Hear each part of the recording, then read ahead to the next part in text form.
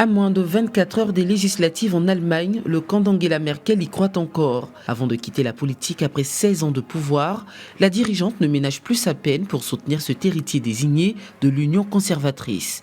Merkel, qui pourtant avait initialement décidé de rester en retrait de la campagne électorale. Pour préserver la stabilité de notre pays, Armin Laschet est le candidat idéal. Je pense qu'il a tous les atouts pour devenir le prochain chancelier.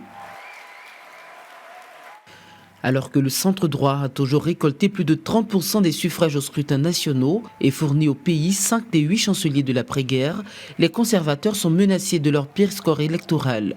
La glissade dans les sondages d'Armin Laschet a propulsé le vice-chancelier Olaf Scholz, âgé de 63 ans, en joker inattendu.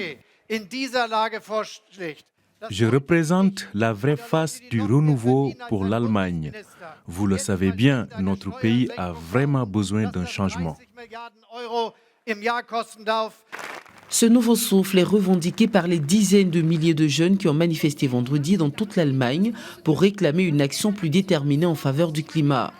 Malgré l'importance des questions climatiques dans la campagne, la candidate des Verts, Annalena Baerbock, obtiendra 15% des suffrages, s'adjugeant la 3e place devant le Parti libéral. Ensemble, renouvelons l'Allemagne, profitons de ce moment historique pour prendre un nouveau départ pour le changement climatique, pour la justice et pour une Europe plus forte.